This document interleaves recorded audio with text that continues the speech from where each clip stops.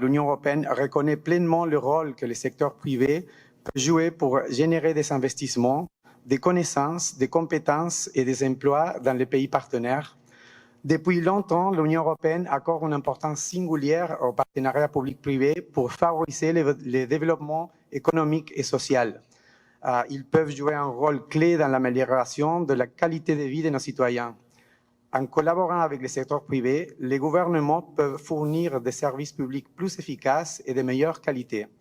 Ces partenariats permettent aussi de combiner les ressources financières et les compétences du secteur privé avec l'expertise et la portée du secteur public pour offrir des services à un plus grand nombre de personnes. Les partenariats public-privé sont des catalysateurs d'innovation. Lorsque le secteur public et le secteur privé travaillent main dans la main, ils s'apportent des perspectives complémentaires et une expertise spécifique qui peuvent conduire à des solutions innovatrices.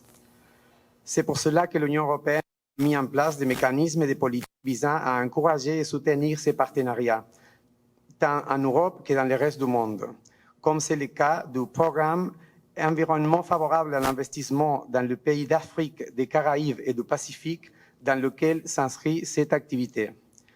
Un autre exemple de partenariat public-privé, dans le cadre spécifique de la coopération bilatérale avec Haïti, est le soutien de l'Union européenne à une collaboration entre le ministère de l'Éducation nationale et de la formation professionnelle et le parc industriel Codevi pour l'aménagement d'un campus d'enseignement et de formation professionnelle à Ouanamante, associé au pôle économique et au établissement d'enseignement supérieur du corridor nord-est du pays. Cependant, il est essentiel de reconnaître aussi que les partenariats publics-privés ne sont pas sans défi. La gestion des risques, la transparence des contrats et la protection des intérêts publics sont des éléments cruciaux qui nécessitent une attention particulière. Il est donc primordial d'établir les cadres juridiques et réglementaires solides pour les encadrer et garantir la responsabilité des parties prenantes. Pour toutes ces raisons, nous sommes convaincus de l'importance de relancer la discussion entre acteurs publics et privés sur les enjeux importants pour améliorer le climat d'affaires, tel que le thème de cet atelier, la formalisation des entreprises. L'emploi dans le secteur formel, public et privé représente moins de 10% de la population active, ce qui fait que la quasi-totalité des emplois en Haïti est classée comme informelle. Cette situation rend difficile une offre de conditions de travail décentes pour la grande majorité des Haïtiens et illustre la réalité du mode d'opération de nombreuses entreprises en dehors des lois et règlements établis. Ainsi, le statut d'entreprise formelle limite l'accès aux services financiers institutionnalisés et freine l'expansion de ces entreprises. Le manque général de connaissances et de compréhension du fonctionnement de l'économie formelle, ainsi que les défis au niveau du cadre réglementaire, administratif et institutionnel existant, ont été identifiés comme des contraintes principales qui les incitent à rester dans l'informel. Les MPME n'ont donc pas conscience des gains qu'elles peuvent tirer de leur formalisation, comme la réduction des coûts de financement de leur investissement, puisqu'elles ont recours à des circuits pratiquant un taux d'intérêt très élevé. De plus, elles ont moins accès aux opportunités d'affaires et de contrats de production ou de services qui exigent des fournisseurs les preuves de leur existence légale et qu'elles sont en règle avec l'administration. Vous connaissez toutes ces difficultés qui sont particulièrement constatées pour les femmes qui sont confrontées à un accès limité au capital ainsi que des pratiques discriminatoires en matière de travail. En outre, les études suggèrent qu'environ un quart seulement des entreprises enregistrées en Haïti sont détenues ou dirigées par des femmes. L'invitation à une transition vers l'économie formelle est essentielle dans la définition d'une politique publique de promotion de développement d'une classe entrepreneuriale structurée et organisée, comme pilier d'une croissance économique équitablement distribuée, créant des emplois décents. La collaboration entre la Banque mondiale et le ministère du Commerce et de l'Industrie encourage l'adoption de mécanismes inclusifs de dialogue public-privé, DPP, et d'établissement de partenariats solides entre les parties prenantes pour, d'une part, fournir une réponse intégrée aux défis ralentissant la croissance et, d'autre part, accélérer le rythme de mise en œuvre des réformes de politique publique. Le groupe de la Banque mondiale note l'engagement des acteurs haïtiens qui, depuis de nombreuses années, œuvrent au développement des micro, petites et moyennes entreprises. Nous les encourageons à poursuivre leur appui, ciblant entre autres l'élimination des barrières à l'entrée des marchés, la facilitation des procédures de l'enregistrement des entreprises, l'accès au financement et la structuration des chaînes de valeur. Ces mesures sont indispensables pour stimuler la formalisation d'entreprises. J'éprouve beaucoup de plaisir à vous accueillir ce matin pour lancer cette table sectorielle réalisée autour de la thématique « La formalisation des entreprises en Haïti ». Je voudrais pour commencer par vous adresser mes sincères remerciements pour avoir répondu favorablement à cette invitation en dépit de vos multiples obligations et responsabilités.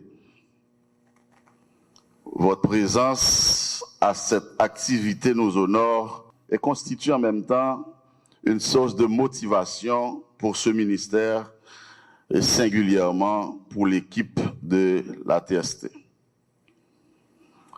Je profite pour saluer cette synergie qui se développe entre le ministère du Commerce et de l'Industrie, la Banque mondiale, ainsi que l'Union européenne pour réaliser cet important atelier de travail qui s'inscrit dans une dynamique de promotion du dialogue public-privé et qui va dans le sens des politiques publiques de l'État haïtien en rapport à la vulgarisation des actions visant la facilitation de la formalisation des petites et moyennes entreprises en Haïti. Mesdames et messieurs, les contraintes liées au développement des micro, petites et moyennes entreprises en Haïti sont multiples. Elles sont la non-disponibilité et l'inaccessibilité aux capitaux pour l'investissement, l'impossibilité d'avoir accès à l'assistance technique pour augmenter la productivité et la rentabilité, la non-accès au crédit, la liste pourrait encore s'allonger.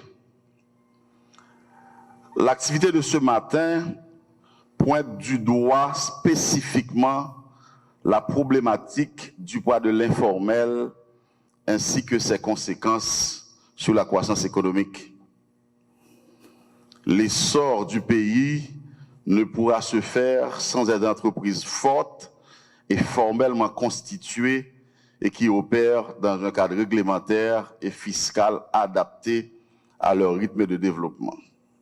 Ainsi donc, une réflexion sereine et profonde mérite d'être engagée pour définir ensemble les nouvelles bases du renforcement et du développement des micro, petites et moyennes entreprises. Voilà le bien fondé de l'organisation de cette table sectorielle et thématique sur la formalisation des entreprises. Dans ce grand carrefour historique où nous nous sommes présentement, la promotion de l'entrepreneuriat devient une priorité nationale et l'État haïtien, par le biais du ministère du Commerce et de l'Industrie, a déjà commencé par donner le ton. Des avancées sont faites sur plusieurs fronts. En premier lieu, au niveau du ministère, il y a une grande amélioration au niveau de la simplification des procédures de création et de formalisation des entreprises depuis tantôt 2 ans.